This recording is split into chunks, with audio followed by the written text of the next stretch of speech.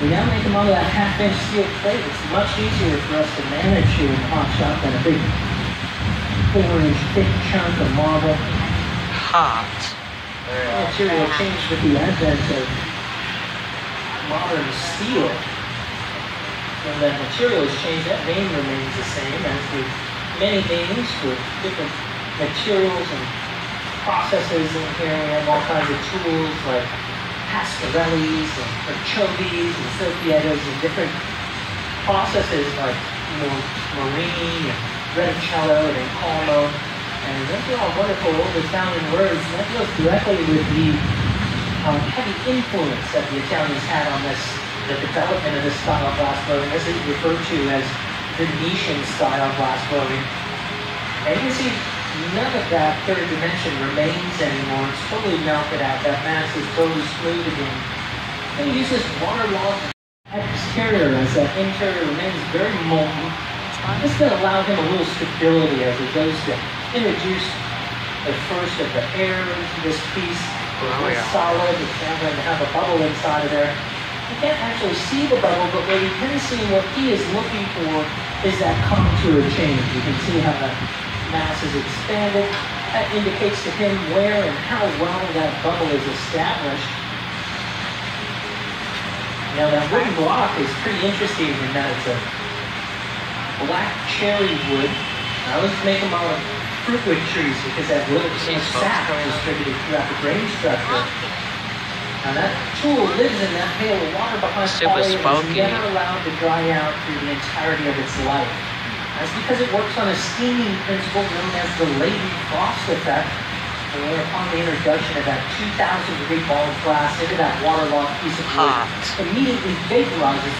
Pressurized steam is continuously being pulled out of the grain structure that prevents that glass from coming in direct contact with that wood. It actually separates it from in contact, preventing that wood from burning up. This greatly elongates the life of those tools. We can get a good 3 to 5 years out of one of those before it's totally burnt up. Now, Paul's going to let this come down in temperature. I'll let this come down to a relatively balmy 1,000 degrees. It's going to give him a 1,000-degree difference between the glass on the end of the rod and the glass inside of the furnace. This is important because as soon as he goes into that furnace, that heat is going to start transferring into that bubble. If that bubble is too hot to where it was malleable or still moving around slightly, we went into the furnace to gather up, we could A, end up collapsing the bubble, or B, end up stripping it entirely off the end of the rod and leaving it inside of the furnace, which we keep in there. We only keep clear inside of the furnace because that allows us to work with the entire color spectrum as we color that glass outside of the furnace. And you can see there, Paul's got another big gather up, molten clear. That's going to give him all the mass that he needs in order to make what he's imagined. And anytime he reaches into that furnace, that pipe becomes superheated. He takes a trip over to this pipe cooler that puts a little room temperature water on that rod, bringing it back down to a reasonable temperature you can handle with his bare hands. That being said, that rod is made of an aircraft-grade stainless steel. It's a very clean metal, has a very low thermal conductivity, meaning that temperature is going to move up the rod into its working area. There's about a 18-inch no-touch zone indicated by this discolored end of the pipe. Occasionally in our career, reassuring that it is the no-touch zone. It is very hot. Maybe a little second-degree souvenir. Now this is a really interesting wooden tool you wouldn't expect to find in here. In fact, I thought it was a joke when I was first introduced to it. It has about 11 pages of the Tampa Bay Times. Fold it over and over onto itself until we have about 90 layers of that newspaper material. That newspaper is allowed to soak in a pail overnight, fully saturating all that material. It works on that same steaming principle as the wooden blocks.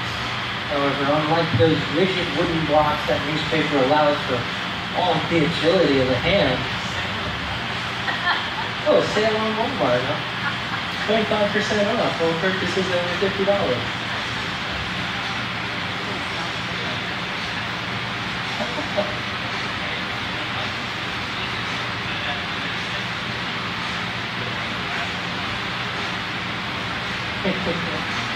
Paulie was just saying, for any other manipulation throughout the process, that's because he's coming over to another one of these optic molds over here.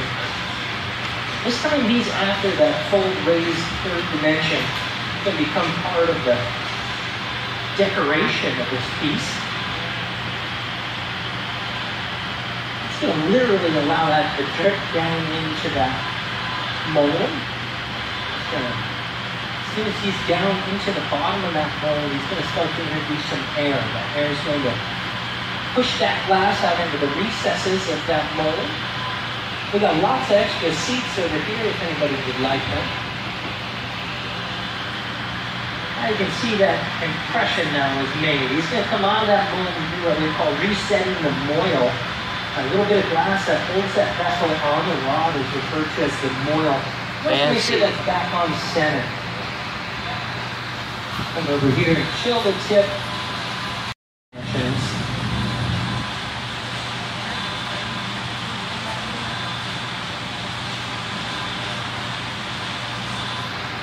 Come on in, we got lots of seats left. Another 20 minutes of this demonstration too, if we keep on here with slow. Now Paulie's going to come over here. He's going to replace that heat hold out there via that monitor table as he's rolling back and forth on that. Once he's got that temperature restored, he's heading back to the bench. He's going to begin to create what's called a jack line. He's going to make a jack line using this tool called the scissor jacks. A scissor jack is twin blades on the end of a steel handle. As he squeezes them together, they create a compression line right at the end of the blow pipe. This is going to later receive a droplet of water. That droplet of water is going to create.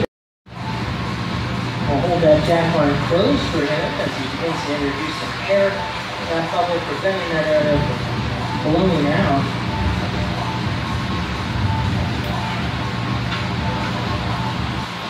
I think you should go over the ball. Yeah, I think so. I'm just saying you will. The thing is, isn't he going to be good at that?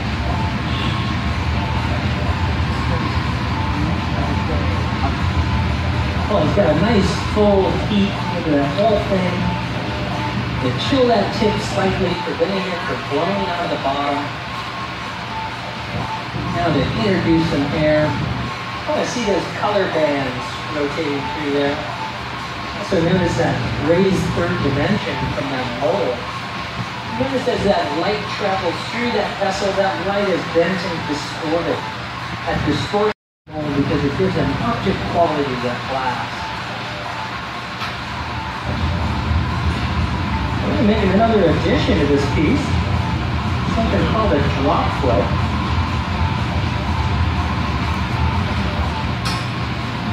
I call this a drop foot because right over here, drop it on the table.